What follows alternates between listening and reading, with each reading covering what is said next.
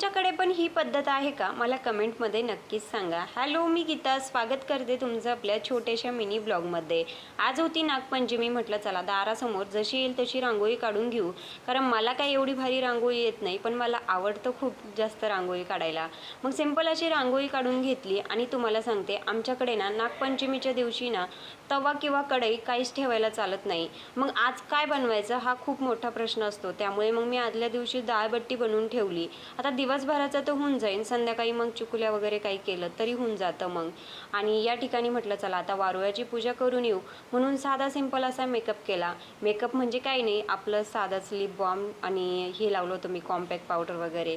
आणि त्यानंतर मला सगळ्यात जास्त आवडतं ते म्हणजे बांगड्या घालायला आणि थोडासा गजरा वगैरे लावला. आणि तुम्हाला सांगते, सणासुदीला असं थोडंफार आवरलं ना थोडंसं बरं वाटतं, कारण आपला रोज तर जसा येईल तसा जातच असतो.